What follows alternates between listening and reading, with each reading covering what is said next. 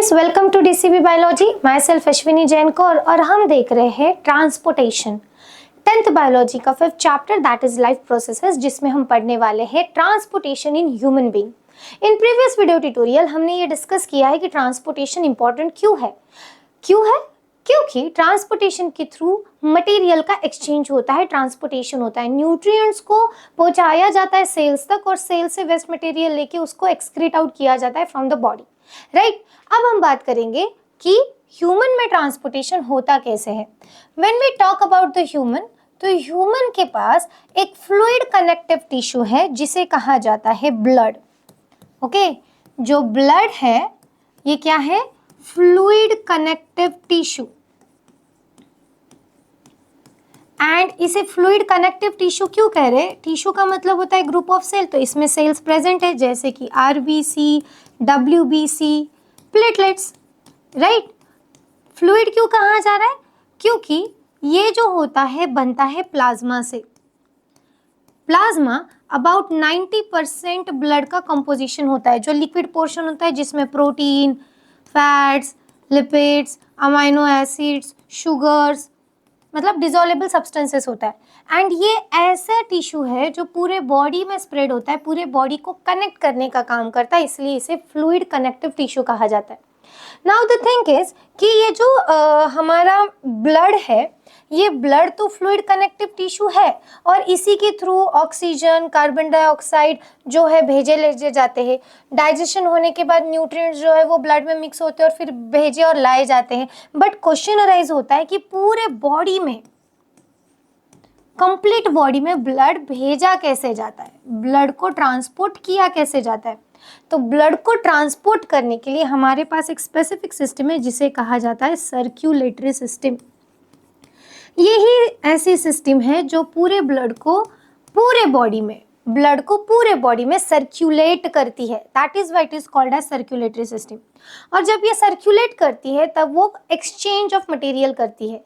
ध्यान रखना, ह्यूमन के पास जो ब्लड होता है वो ब्लड ह्यूमन के सेल के डायरेक्ट कांटेक्ट में कभी भी नहीं आता, क्योंकि ब्लड का circulation in the human being ये क्लोज्ड है।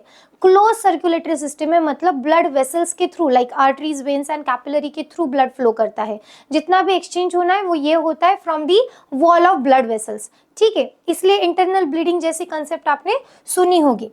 नाउ अब हम बात करेंगे कि सर्कुलेशन करने के लिए कुछ तो ऐसा होना चाहिए जो पूरे बॉडी में ब्लड को भेजे, तो उसके लिए हमें लगता है पंप। जैसे हम पंप का इस्तेमाल करके वाटर को opposite to the gravity, anti gravity क्या कर सकते, ले जा सकते हैं, वैसे ब्लड को भी तो पूरे बॉडी में एंड ऊपर हर जगह भेजना है, तो इसके लिए क्या लगता है? The pump. And the pump of the body is heart. Body का पंप क्या है? हमारा हार्ट है। Heart, human heart is 4 chambered. Human heart कैसा है? 4 चेम्बर्ड है।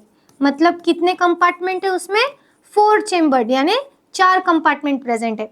अगर हम एम्फीबियंस की बात करें और कुछ रेप्टाइल्स की बात करें तो उनका हार्ट होता है 3 चेम्बर्ड। और अगर हम फिशेस की बात करें तो उनका हार्ट होता है 2 चेम्बर्ड। मतलब ह्यूमन में 4 कंपार्टमेंट है, एम्फीबियंस में 3 कंपार्टमेंट है एंड फिशेस में 2 कंपार्टमेंट है। अब हम बात करेंगे ह्यूमन हार्ट की। हमें फोकस किस पे करना है? ह्यूमन हार्ट पर। इस इमेज में आप देख सकते हो ह्यूमन हार्ट के 4 चेम्बर है, फर्स्ट, सेकंड, थर्ड, फोर्थ। अब अगर मैं ऐसे खड़ी रहूंगी तो ये लेफ्ट साइड हो जाएगा और ये राइट साइड हो जाएगा, ठीक है। तो उस हिसाब से नाम दिए गए हैं, इसे हम थोड़ा सा ध्यान देते हैं, नाम समझ कर लेते हैं कि ये वाला जो सेगमेंट है इसे कहा जाता है राइट आर्ट्रियम और इसे कहा जाता है राइट वेंट्रिकल। देखो, जो ऊपर के सेगमेंट होते हैं उसे आर्ट्रियम कहा जाता है, ओके, और जो नीचे के सेंट्रल होते हैं उसे वेंट्रिकल्स कहा जाता है, ओके। सो अभी क्या देख रहे हैं हम? This is the right atrium, right ventricle. तो फिर ये क्या होगा? Left atrium, left ventricle. अब यहाँ पर हमारा जो हार्ट है उसको 4 चेम्बर में क्यों डिवाइड किया गया है? क्योंकि हमारे बॉडी में जो ब्लड फ्लो करता है, जो ब्लड ट्रैवल करता है, उसके 2 नेचर होते हैं। एक होता है ऑक्सीजनेटेड ब्लड, जो ऑक्सीजन से भरा हुआ है, और दूसरा होता है डीऑक्सीजनेटेड ब्लड मतलब जिसमें ऑक्सीजन की कमी होती है। अब ऑक्सीजनेटेड ब्लड में ऑक्सीजन की मात्रा ज़्यादा रहेगी और डीऑक्सीजनेटेड ब्लड में कार्बन डाइऑक्साइड की मात्रा ज़्यादा रहेगी। और रेस्पिरेटरी सिस्टम में हम सीख चुके हैं कि जो लंग्स होते हैं वहाँ पर जब एयर आती है ऑक्सीजन को लेकर तो वहाँ पे exchange of oxygen and carbon dioxide होता है, रेस्पिरेशन होता है, बराबर। तो बॉडी में deoxygenated blood and oxygenated blood mix ना हो जाए, इस वजह से उनको सेपरेट रखने के लिए इस तरह से हार्ट को 4 चेंबर में डिवाइड किया गया है ताकि डीऑक्सीजनेटेड ब्लड फ्लो अलग करे और ऑक्सीजनेटेड ब्लड का फ्लो अलग रहे। ध्यान रखिए हमारे बॉडी में ब्लड वेसल्स के भी 3 टाइप है, artery, veins and capillaries. Arteries ये ब्लड ऑक्सीजनेटेड ब्लड को लेके जाती है, ठीक है। वेन्स ये ऐसी कैपिलरी या ऐसी ब्लड वेसल है जो डीऑक्सीजनेटेड ब्लड को कैरी करती है। कैपिलरीज ये कनेक्शन होता है, इसे हम अपकमिंग वीडियो ट्यूटोरियल में थोड़ा डिटेल में देखने वाले हैं। अभी आप ये समझ के लीजिए कि हर एक आर्टरी ऑक्सीजनेटेड ब्लड कैरी करती है accept pulmonary artery. Pulmonary artery वो ऐसे आर्टरी को कहा जाता है जो ब्लड लेकर जा रही है टूवर्ड्स दी लंग्स, ठीक है। और लंग्स के पास जब ब्लड लेके जाएंगे तो वो डीऑक्सीजनेटेड रहेगा क्योंकि लंग्स के पास ही ऑक्सीजन है। तो पल्मोनरी आर्टरी ही अकेली ऐसी आर्टरी है जिसमें डीऑक्सीजनेटेड ब्लड होता है एंड पल्मोनरी वेन ही ऐसी अकेली वेन है जिसमें ऑक्सीजनेटेड ब्लड होता है। बाकी के सारे आर्टरीज में ऑक्सीजनेटेड ब्लड एंड सारे वेन्स में डीऑक्सीजनेटेड ब्लड होता है, इसे याद रखिए। एक्सेप्शन क्या है? Pulmonary arteries as well as pulmonary vein. Pulmonary artery carry deoxygenated blood and pulmonary vein carries oxygenated blood. अब यहाँ पे हम देखते हैं कि फ्लो एग्जैक्टली किया कैसे जाता है, होता क्या क्या है। जैसे मैंने अभी आप लोगों को बताया कि जो आर्टरी होती है वो ब्लड लेके जाती है from heart to the body organ. तो वो कैसा ब्लड लेके जाएगी? Mostly oxygenated blood. And veins क्या करती है? वेन्स लेकर आती है डीऑक्सीजनेटेड ब्लड को from the body organ to the heart, right. तो अब यहाँ पे स्ट्रक्चर को अच्छे से देखिए। ये जो राइट आर्टरियम है, यहाँ पे राइट में वेना कावा है from lower body and this vena cava from the upper body. Upper body मतलब ये वाला, लोअर बॉडी मतलब नीचे वाली बॉडी, ठीक है। तो ये जो वेना कावा है यहाँ पे वेन्स लेके आएंगे लोअर बॉडी से डीऑक्सीजनेटेड ब्लड को और यहाँ से अपर बॉडी में से डीऑक्सीजनेटेड ब्लड को लाया जाता है, ठीक है। राइट आर्टरियम से ये ब्लड को पंप किया जाता है into right ventricle. Right ventricle से ये ट्रैवल होता है via pumping only to the pulmonary artery. किसके पास जा रहा है? वो पल्मोनरी आर्टरी के पास जा रहा है। एक बार हम फिर से देखेंगे, हम चाहे तो कलर अलग लेते हैं पेन का ताकि आपको समझ आए। देखो, अपर बॉडी से डीऑक्सीजनेटेड ब्लड आएगा from the upper vena cava, lower body से डीऑक्सीजनेटेड ब्लड आएगा from the lower this vena cava. ये ब्लड जो है कहाँ पे आया? राइट आर्टरियम में। मतलब डीऑक्सीजनेटेड ब्लड चाहे अपर बॉडी से आए या लोअर बॉडी से, सब में पहले कहाँ आता है? सब में पहले आता है वो राइट आर्टरियम में। कहाँ आता है सब में पहले? राइट आर्टरियम में। राइट आर्टरियम से वो पंप किया जाएगा इनटू राइट वेंट्रिकल। किस में पंप किया जाएगा? राइट वेंट्रिकल में। ये जो आपको दिख रहा है ये वॉल्व है, ये back flow of the blood को प्रिवेंट करता है। अब ये राइट वेंट्रिकल से ट्रैवल करेगा टुवर्ड्स दी पल्मोनरी आर्टरी। कहाँ जाएगा? पल्मोनरी आर्टरी के पास। पल्मोनरी आर्टरी उस ब्लड को कहाँ तक लेके जाएगी? लंग्स तक। लंग्स पर लेके जाने के बाद में वहां पे exchange of oxygen and carbon dioxide होगा। अब वो ब्लड बन गया ऑक्सीजनेटेड ब्लड। अब वो ऑक्सीजनेटेड ब्लड आता है through this pulmonary vein. Pulmonary vein से वो आएगा सब में पहले लेफ्ट आर्टरियम में, फिर जाएगा वो लेफ्ट वेंट्रिकल में और यहाँ से वो पंप किया जाएगा एरोटा में। और एरोटा क्या करेगी? एरोटा इसे पंप करेगी रेस्ट ऑफ दी बॉडी में। सिंपल है, कॉम्प्लिकेटेड मत समझिए। देखो टेक्स्ट बुक में थोड़ा सा कॉम्प्लिकेटेड दिया है सीक्वेंस, आप इसे ऐसे समझ कर लीजिए। फिर से एक बार मैं बता रही हूँ, बहुत सिंपल प्रोसीजर है। देखो,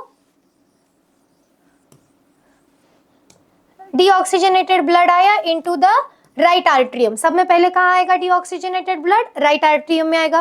राइट आर्टरियम से वो कहाँ भेजा जाएगा? राइट वेंट्रिकल के पास। राइट वेंट्रिकल से उसे भेजा जाएगा टुवर्ड्स द पल्मोनरी आर्टरी और वो पहुंच जाएगा लंग्स में। वहां पे exchange of oxygen and carbon dioxide होगा और ब्लड बन जाएगा ऑक्सीजनेटेड।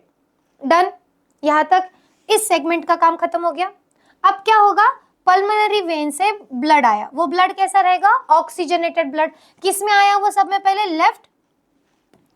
लेफ्ट आर्ट्रियम में आया। लेफ्ट आर्ट्रियम से उसको कहाँ भेजा गया? Into the left ventricle. कहाँ भेजा गया? Left ventricle. लेफ्ट वेंट्रिकल उसको पंप किस में करता है? एरोटा में। एरोटा क्या करेगी? एरोटा ऑक्सीजनेटेड ब्लड को पूरे बॉडी में ट्रांसपोर्ट करेगी। सिंपल प्रोसीजर है, बिल्कुल कॉम्प्लिकेशन नहीं है। ओके, देखो राइट वालों का काम होता है ब्लड को पल्मोनरी तक पहुंचाना, लंग्स तक पहुंचाना, और लेफ्ट वालों का काम होता है लंग्स से आया हुआ ब्लड पूरे बॉडी में फैलाना।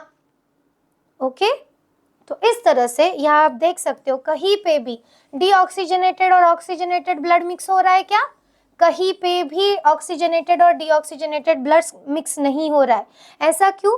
क्योंकि हम जो है लाइक मैमल्स है, कुछ सर्टन एव्स है, बर्ड्स वगैरह है, हम हाई एनर्जी रिक्वायर्ड ऑर्गेनिज्म है, हमें ज़्यादा एनर्जी की ज़रूरत होती है। तो अगर ब्लड ऐसा मिक्स हो गया तो कम ऑक्सीजन हो जाएगा और फिर बॉडी को प्रॉपर एनर्जी नहीं मिलेगी। इसलिए हमारे में मैमल्स के अंदर 4 चेम्बर्ड हार्ट होता है। कितने चेम्बर्ड हार्ट होता है? 4 चेम्बर्ड हार्ट होता है, ताकि 4 चेम्बर्ड कौन से? Right atrium, right ventricle, left atrium, left ventricle, ये 4 चेम्बर होते हैं जिसके थ्रू क्या किया जाएगा? ऑक्सीजनेटेड ब्लड और डीऑक्सीजनेटेड ब्लड को कंप्लीटली सेपरेट रखा जाएगा।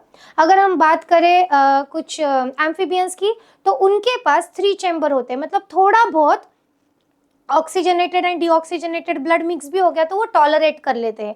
और फिशेस वो तो गिल्स के थ्रू ऑक्सीजन लेती है, इसलिए उनके पास 2 चेम्बर्ड ही होता है। उनका ब्लड एक ही बार किस में जाएगा? हार्ट में जाएगा।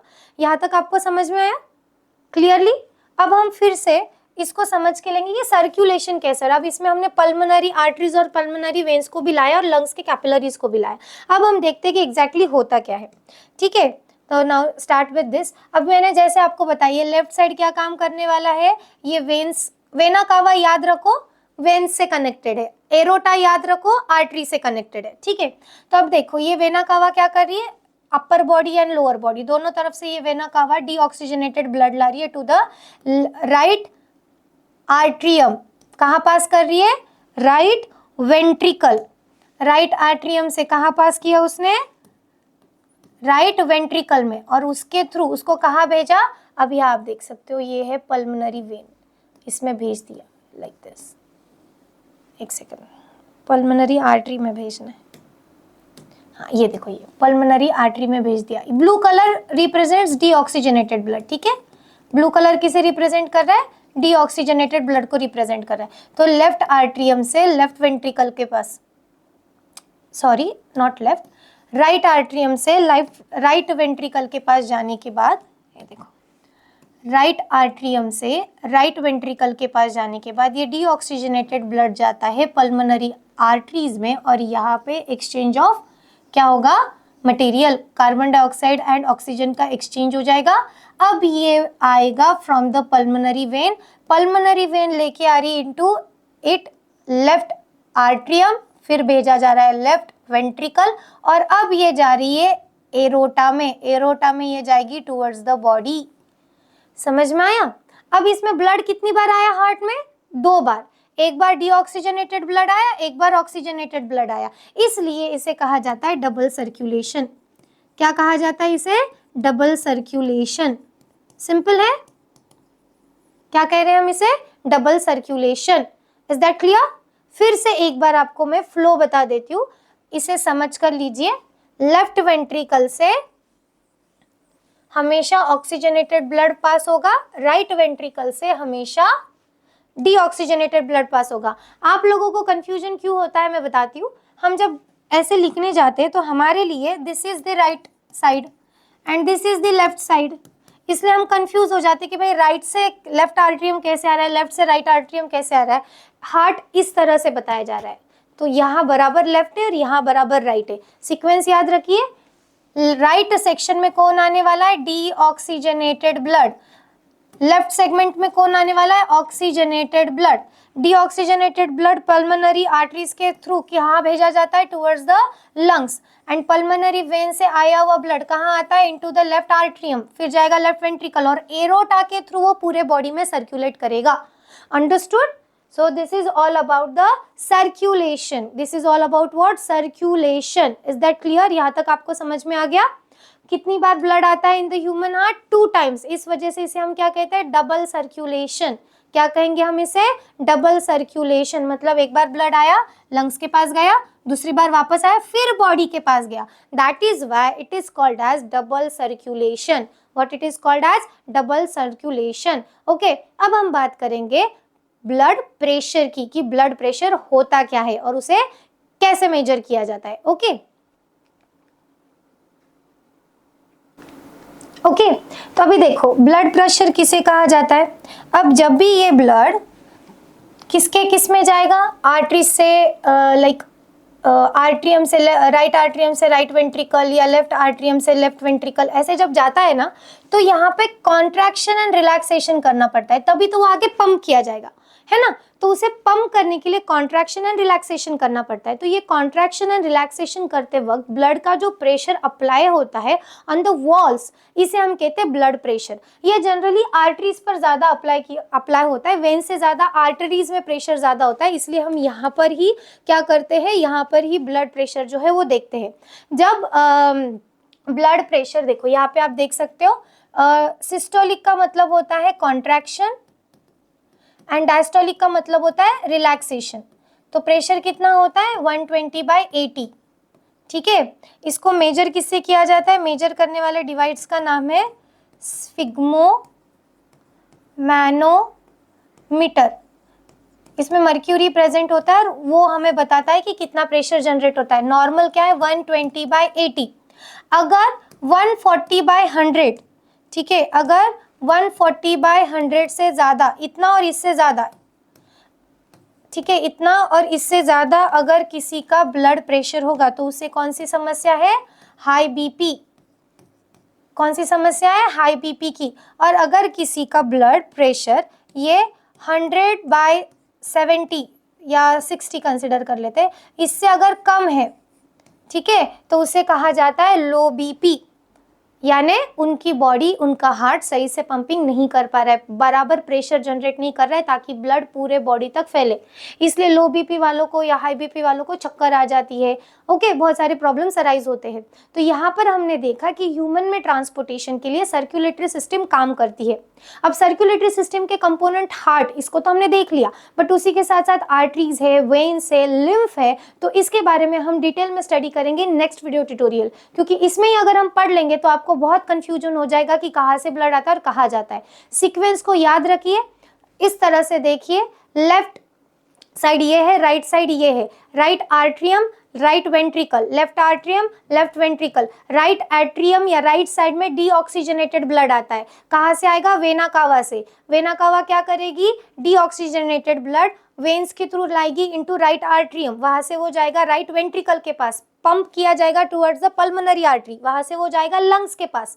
लंग्स में ऑक्सीजनेटेड होके वो आएगा फ्रॉम दी पल्मोनरी वेन, फिर जाएगा वो into left atrium, left atrium से वो जाएगा इनटू लेफ्ट वेंट्रिकल, वहां से वो पंप किया जाएगा टू द एरोटा. ठीक है, तो अब इसका सीक्वेंस में आपको लिख कर देती हूँ ताकि आप लोगों को आसानी से समझ आ जाए. तो शुरुआत हम करेंगे from the vena cava. Vena cava क्या कर रही है? Deoxygenated blood from body. ठीक है, अब वो कहाँ लाती है? सब में पहले वो लाएगी राइट आर्ट्रियम में, वहां से जाएगा राइट वेंट्रिकल में, वहां से जाएगा पल्मोनरी आर्टरी में, वहां से आएगा पल्मोनरी, स्पेलिंग गलत हो गई, पल्मोनरी वेन्स में. पल्मोनरी वेन से वो कहाँ आएगा? वो आएगा इनटू द लेफ्ट आर्टेरियम. लेफ्ट आर्टेरियम से वो कहाँ जाएगा? Left ventricle. लेफ्ट वेंट्रिकल से कहाँ जाएगा? एरोटा. एंड एरोटा से कहाँ जाएगा? बॉडी. ठीक है, यहां तक था वो डीऑक्सीजनेटेड ब्लड.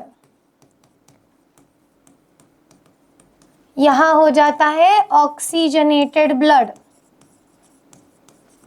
वॉल्व जो होते हैं वो बैक फ्लो को क्या करते हैं, प्रिवेंट करते हैं। समझ में आ गया? बाकी का जो है वो हम देखेंगे इन नेक्स्ट वीडियो ट्यूटोरियल में। अगर ये वीडियो आपको इन्फॉर्मेटिव लगा, पसंद आया, तो इसे लाइक, शेयर एंड चैनल को सब्सक्राइब कीजिए एंड स्मार्टली वर्क कीजिए। Don't get confuse. अगर आपको फिर भी कुछ कंफ्यूजन है और आप और सिंपल वे में इसे समझना चाहते हो तो आप कमेंट बॉक्स में डालिए। हम जेन्युइन क्वेश्चन को आंसर करने की और उस पे काम करने की पूरी कोशिश करेंगे। Thank you so much. Have a great time. Bye bye.